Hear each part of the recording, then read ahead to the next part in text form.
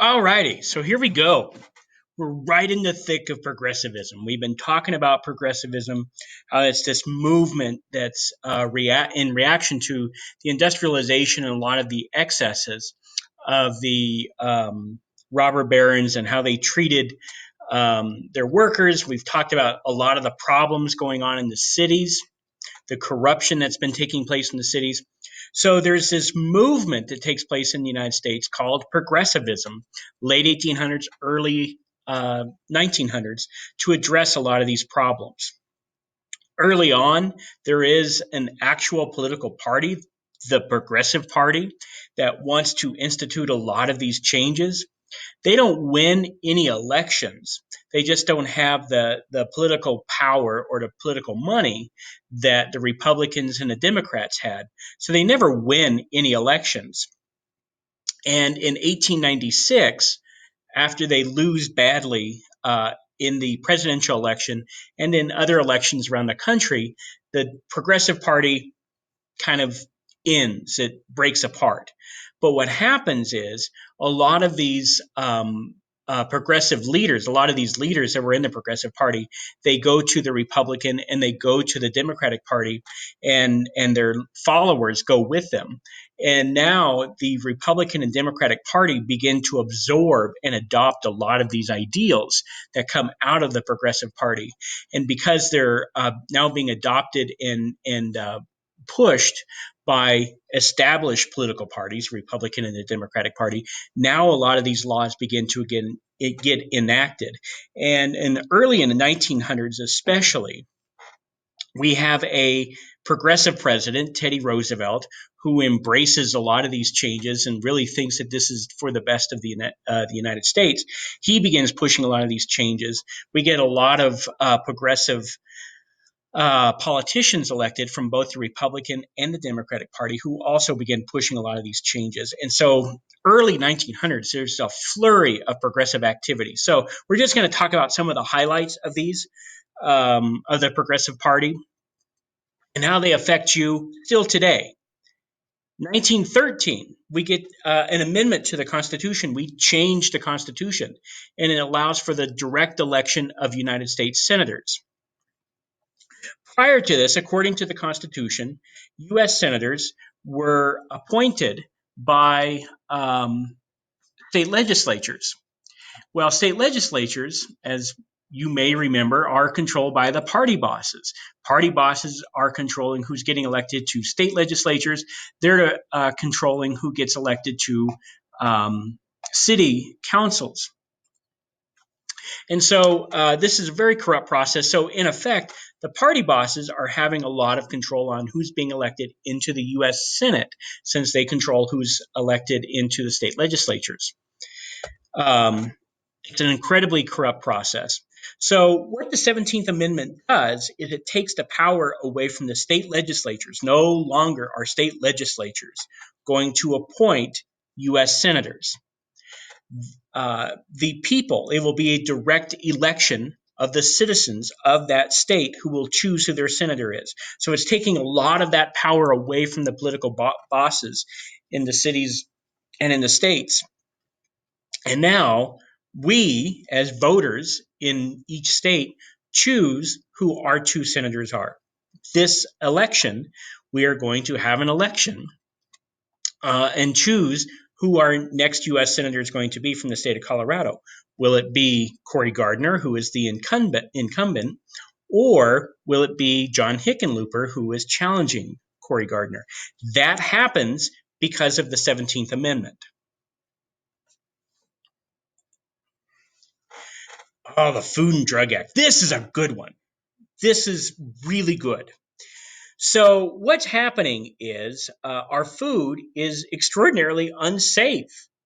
It's there's no meat in food inspection, so it's not uncommon for meat to be rotting and to be green and have maggots on it.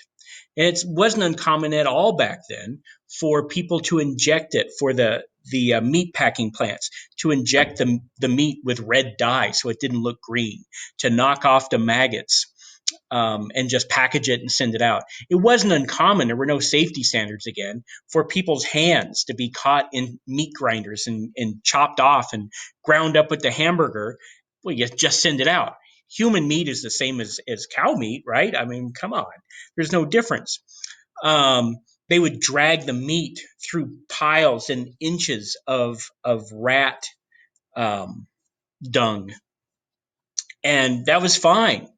A lot of the medicine that was paid, or a lot of medicine that was sold at that time, promised to deliver on health remedies and fix all sorts of different maladies and sicknesses that you had, and they really didn't do anything.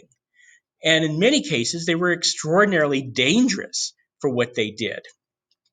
There's a very famous case where there were diet pills being sold that you could eat as much as you wanted and just take these diet pills and you would magically lose weight. You didn't have to exercise. You didn't have to watch what you ate. You just took these pills and you would lose weight.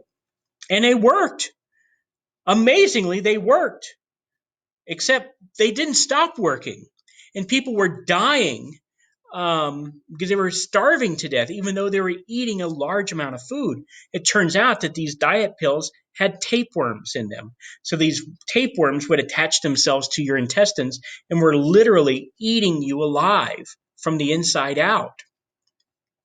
So in 1906, there's a law that's passed to, one, ensure that our meat is safe to eat, that it's not spoiled, that it doesn't have human parts, human hands and fingers ground up with our hamburger, to ensure that the meat is not injected with red dye, that we're not going to die from the food that we eat, and also that the medicine, the drugs that are sold are safe. So we can reasonably assume that we will take the medicine and it'll do exactly what it says it's going to do. All of this is inspired by a book written by Upton Sinclair. He was another progressive writer, and he wrote a book called The Jungle, very famous book. And he went to Chicago and lived in Chicago in meatpacking plants, very much like Jacob Riis. And he goes and gets a job in these meatpacking plants, and he writes this book, The Jungle. Now, it's a fictional book. All the characters in there are kind of made up. They're made up of all these people that he had met, and he kind of compressed all these people that he met and knew working in meatpacking plant into these figures and characters in the book. And the things that he wrote about in the book, all things that he saw happen, all things that he experienced. So he just puts it all these experiences into a fictional story called The Jungle. And people read this and they go, this is not right. We shouldn't be living like this in a place like the United States. And they begin putting a lot of pressure on the government to change the laws so that their food is safe and that their medicine is safe as well. And it's all based on this book by this progressive writer, Upton Sinclair. Now, Upton Sinclair was a socialist, communist kind of guy, and his ultimate goal was to make people so upset that they would revolt against the United States government and overthrow it in favor of a socialist government. He was hoping to show that the government didn't care and the government, see what the government's doing to you. And Teddy Roosevelt read the book and he said, holy cow, we've got to make some changes. And so Teddy Roosevelt's the one who pushes through these changes as a result of this book. And Upton Sinclair is, very unhappy then because he wanted a revolution and he never thought the United States government would react in such a way. So that's the Food and Drug Act of 1906. Oh, the big one. This is a big one. The 19th Amendment. It's a big one this year because look at the year that it was passed. 1920.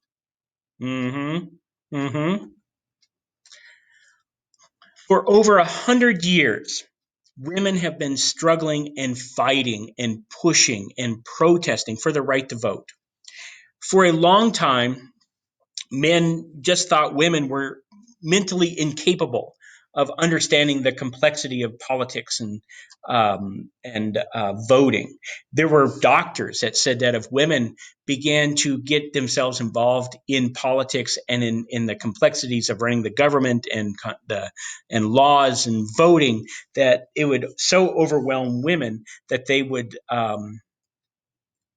stop menstruating, and they would essentially become infertile because their brain just couldn't do all these things, all these functions at once.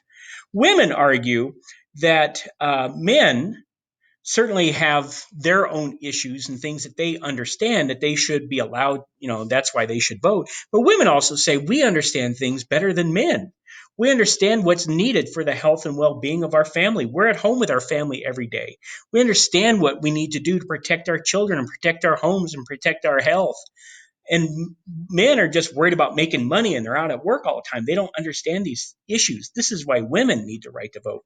And so women push and women push and women push. And we get leaders in this movement are like Susan B. Anthony, Elizabeth Cady Stanton, Alice Paul. These are some women who would protest, and they would show up and try to vote, and they would be arrested many, many times. Many times they were beaten because of this. Now, the way this story comes down, right, for an amendment to take place, you need 2/3 of the House of Representatives and 2/3 of the Senate to approve the amendment to change the Constitution. And then the amendment has to be approved by 3/4 of the state legislatures around the country. And it comes down to the state legislature in Tennessee. This is going to be the state legislature. It's going to be the make it or break it point for the passage of the 19th Amendment and giving the women the right to vote. And it's going to be a very, very close vote. And there's a young man, it's his first year in the state legislature, and he's pretty conservative. His mentors, I guess you could say, in the state legislature are pretty sure this guy's going to vote against it, and they think that's going to be the deciding vote, and we'll move on from there. And women won't get the right to vote because of this one young guy who's going to do his duty, vote the way he's supposed to vote. And this young man lives with his mom at the time. And his mom, on the morning of this vote, wrote a letter, and she put it in his coat pocket. And it basically said, if you know it's good for you, and you're planning on coming home tonight, and you're planning on having a place to sleep, and you're planning on having food on your plate, you will vote to allow women the right to vote. The vote comes down, and it is tied, and it's up to him. And this young man reads this letter from his mom, and he votes in favor of giving women the right to vote. The amendment passes. Yay! And now, 2020, today, in a couple of weeks, women are going to celebrate 100 years of voting. All right, next one, primary elections. This is not real exciting, but it goes towards a lot of the corruption that was happening in the cities because of the party bosses and the political machines. This gives voters the chance to choose the candidate they want to run for office. Prior to this, it was political parties, which were run by the party bosses, who chose who your candidates were. This gives citizens the opportunity to vote on who they want to represent them. Okay? Before this, the parties chose this candidate. Very corrupt process. Voters had no choice. They had no input. It was all controlled by the party bosses. This is spread out through the local, state, and national elections. And if you pay attention, usually late spring into the summer before we have an election. Elections are always in November. Late spring, early summer, we have these primaries where people have the opportunity to go vote for the person they want to be their candidate for governor, for state legislature, for president, for Senate, for whatever. All of that happens because of this reform. And that reform takes place because of the corruption in the cities.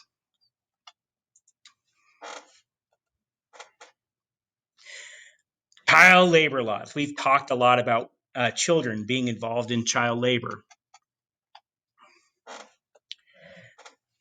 So in the early 1900s, child labor is outlawed. You couldn't get a job till you were 14. However, many parents didn't like this law because they needed their children to work in order to just get by. So many parents in these very, very poor areas would encourage their kids to lie about their age just so they could get a job. Laws are passed limiting the number of hours that young people can work. We still have these child labor laws today. You can only work until you're 18. You can only work so many hours during the day. You have to be off by a certain time at night, on school nights, so on and so forth. And this is really pushed through in large part because of the growing women's movement pushing for the right to vote, but also the growing labor movement. Unions are becoming stronger and stronger and stronger during this time, and they're pushing a lot of these child labor laws. The unions have two reasons why they push the child labor laws. One, they don't think women or children should be working in the mines. And two, if you get rid of children, that frees up more jobs for adults to get jobs. And during this time, worker pay and benefits begin to increase. And when we say benefits, I'm not talking about like, well, you get a 401k and you get health benefits and so on and so forth. No. We're talking about you get 40 hours a week. You work so many hours a week. You get overtime pay. You get a lunch break, right? Those are the benefits that we're talking about. And all of that comes from this growing labor movement, the unions in the country that push through a lot of these child labor laws, the growing women's involvement in politics. All of that happens during this time. Antitrust laws. These are antitrust laws are monopolies, essentially. And there's a lot of antitrust laws that take place during this time. The Sherman Antitrust Act outlawed many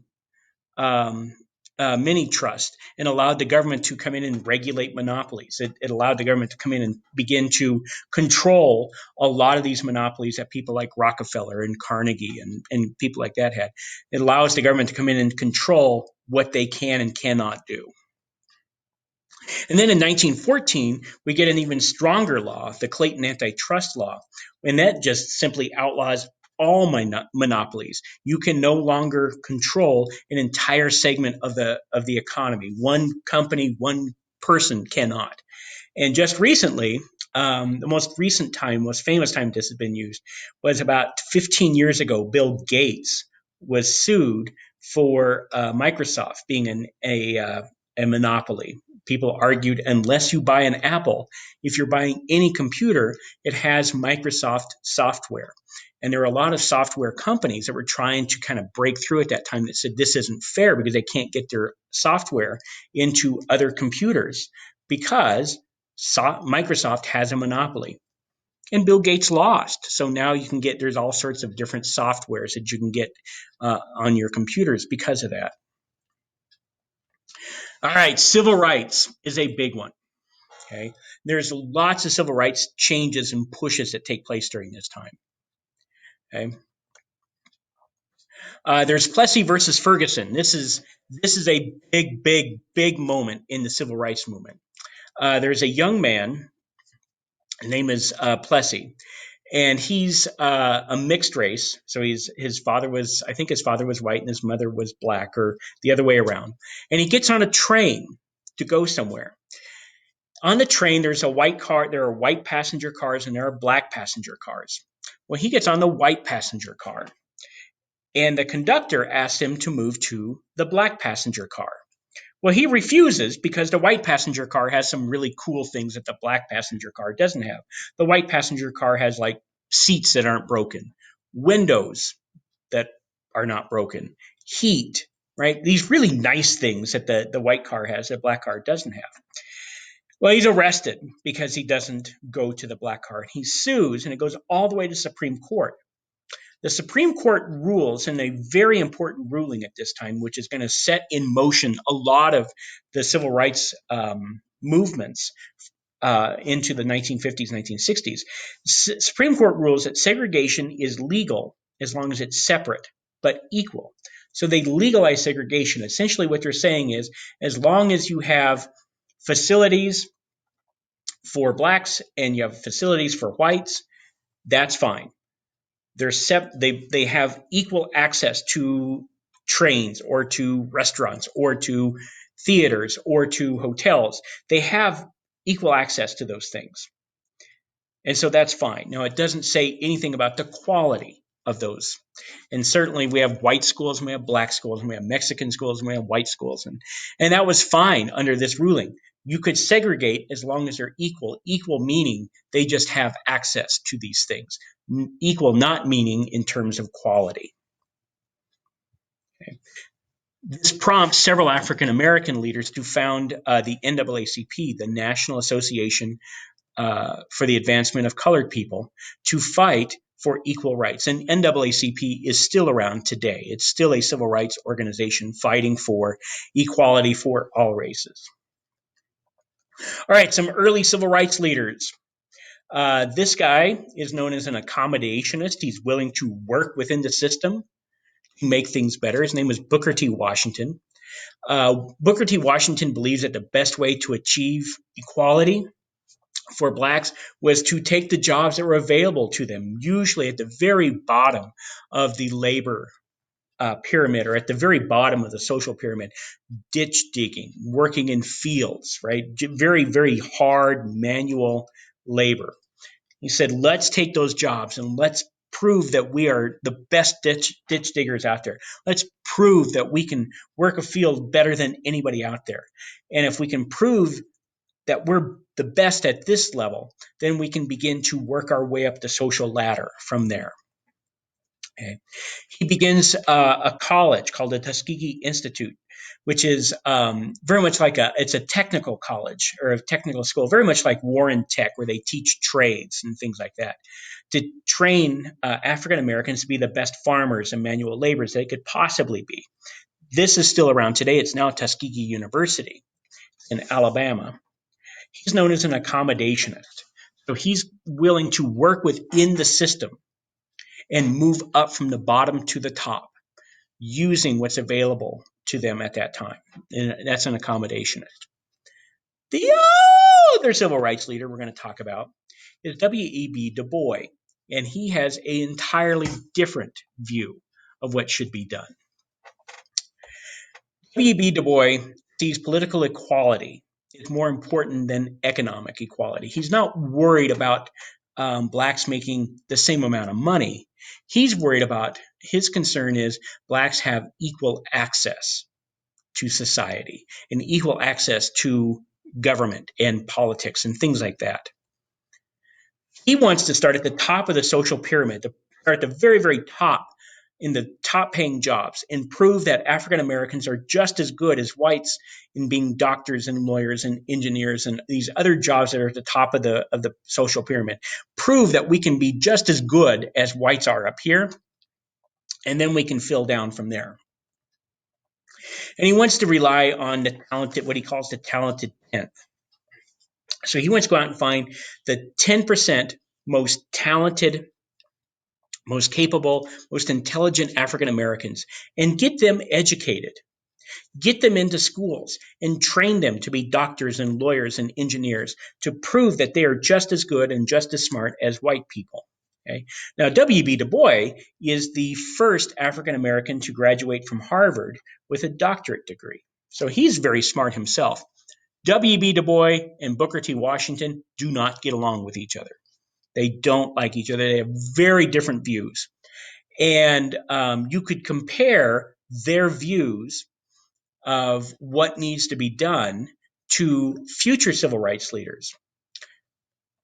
Booker T. Washington is very similar in terms of his approach to changing things to Martin Luther King. Martin Luther King believed in the power to vote, and you work through the power to vote. That was available. Let's use it. Malcolm X is another civil rights leader during the 1960s, who it would be closest to W.B. Du Bois, who believed, no, we're going to turn everything on its head. We're going to completely go against the grain and do something completely radical to prove the equality of the races. Booker T. Washington, by the way, is the first African American to be invited to a White House dinner. He's invited to dinner by Teddy Roosevelt. So, all right, education reform. So now we've got, now that we have child labor laws restricting children from going to school, we got to do something with these kids now, right? We can't just have them roaming around. So there's compulsory education laws that passed requiring kids to go to school until 14. This is the first time we have compulsory education laws. Prior to this, kids went to school for as long as they could. The richer you were, the longer you stayed in school. The poorer your family was, or the worse off your family was, the less school you had. Because of compulsory education laws, the number of schools in the United States dramatically increases in the late 1800s to early 1900s. We go from about 200, 250 schools in the high schools in the United States around 1890. By the time we get to 1910, because of compulsory education laws and because of immigration as well, the number of high schools across the country explodes to almost 1,000 high schools.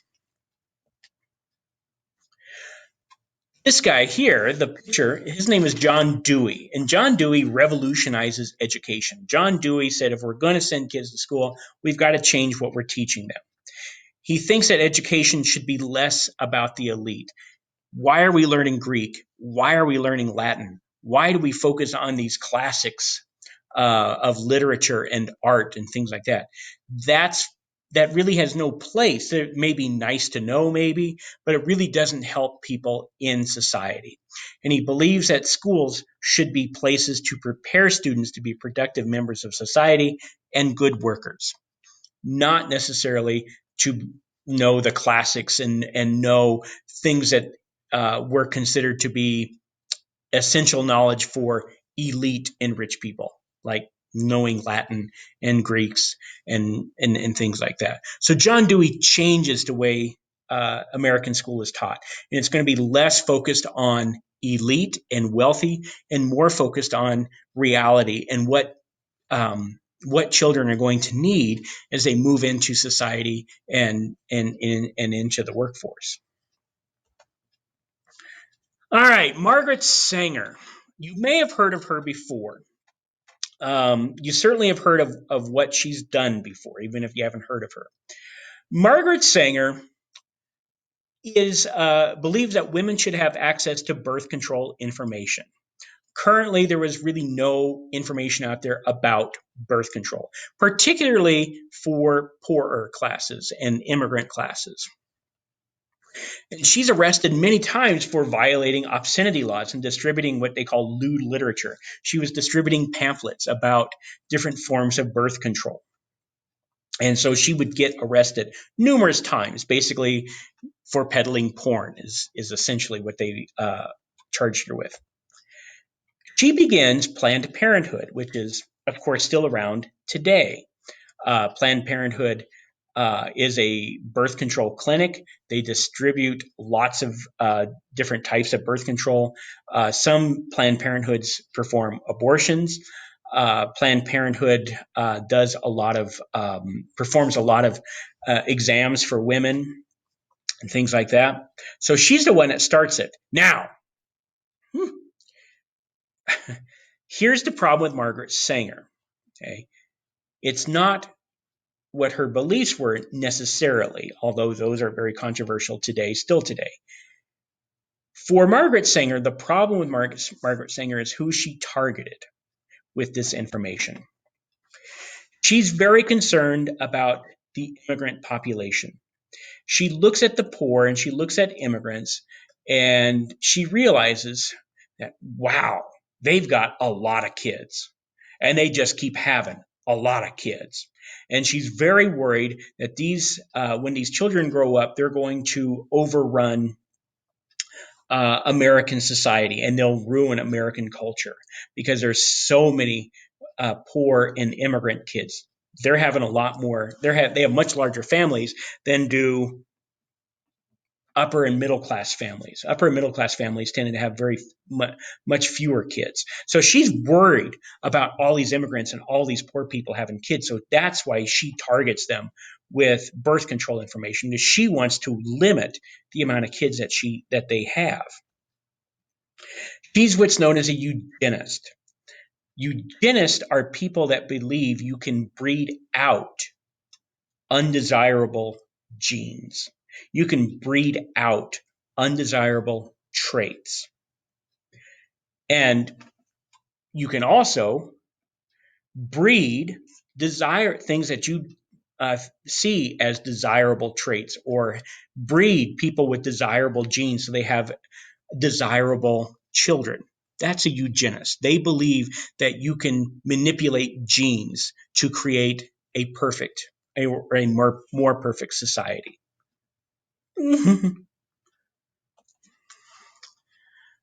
All right, the temperance movement. So there's a movement that's been going on for quite some time to reduce or eliminate alcohol in society. And there's several different groups that have been involved in the outlawing of alcohol.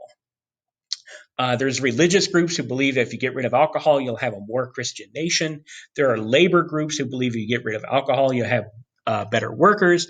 There's women's groups who believe you get rid of alcohol, you have better husbands, and so on and so forth. So these groups have been working for a long time and to limit or get rid of alcohol. And they finally have make that come true in 1920 with the 18th Amendment, which outlaws the sale and the production of alcohol. And it was hoped that this amendment would make the country more Christian, more moral, more law-abiding. We'd have better workers, and we'd also have less immigrants, because a lot of these immigrants that we have coming over, right, Irish, Germans, they all like to drink. So if we get rid of alcohol, maybe these immigrants won't come over either. I don't know. In reality,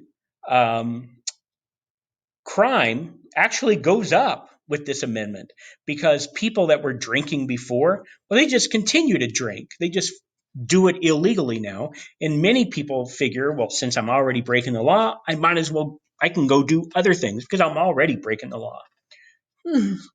Now, one of the characters of this movement, well, this is a total failure, right? I mean, obviously, you can still get alcohol today. So one of the leaders of this movement is this lady here, Carrie Nation. Her husband died from alcoholism, and she becomes a crusader against alcohol. She believes that it's unchristian and it ruins men. So Carrie Nation would go into bars and saloons with an axe. You can see her there with her axe, and just begin chopping up the wooden barrels of whiskey and wooden barrels of beer, right? They're not in metal kegs at that time. Chopping them up and chopping up the bar and chasing people out of the bar by swinging the axe and reading Bible verses and stuff. And she gets arrested many times, and she gets out, she goes buy a new axe, and she goes right back into a bar. That's Carrie Nation. She's quite the character. All right, Interstate Commerce Act. This one's not super exciting, but it is important. The Interstate Commerce Act gives the government the ability to control railroads. Okay, it controls how much railroads can charge for shipping. It controls how much railroads can charge for transportation. It requires that railroads publish their rates and their prices. Before, railroads very often would just make up their rates and prices depending on who their customer was. It gives the government the ability to control and eliminate a lot of the monopolies. And basically, the Interstate Commerce Act gives the government to regulate and control any business that is conducted between states.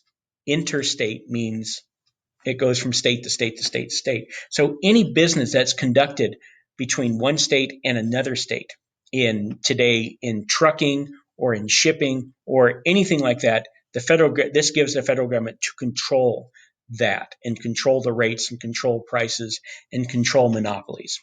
Not real exciting, but it is pretty important. And the last one, and a really big one, the 16th Amendment. This is a huge, huge step. It's passed in 1913, and it changes the United States Constitution to allow the federal government to tax incomes. Prior to this, the Constitution was very clear. One of the things that the federal government could not tax at all was income. The government could tax whatever else it wanted, but it could not tax your income. This amends the Constitution, changes the Constitution. So now the federal government can now tax your income. The income is going to be on taxed on a graduated scale, meaning that the more money you make, the more taxes you'll pay. The less money you make, the less taxes you'll pay. Okay? Theoretically, that's the way it's supposed to work. Okay? That's a graduated income scale. Okay? The reason why this happens is to achieve two goals that progressive reformers have long wanted. The first one is it'll bring in more tax dollars to the federal government so that all these various progressive programs, because all of these programs cost money. None of them are free, right? All of them require money from the government.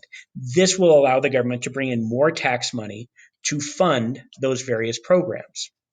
And two, begin closing this income gap between the super rich and everybody else. They want to begin closing that gap so there's not this small group of unbelievably rich people and then everybody else is kind of down here, right? They want to begin closing that gap. So they're going to take more money from the rich people so that the government can use it to help the people on the lower end of the income scale, right? It's in a way, it's an income redistribution. We're going to take money from the rich people. The government's going to take it and fund these programs, which are going to help these people at the lower end of the social spectrum. So those are the big highlights of the progressive movement.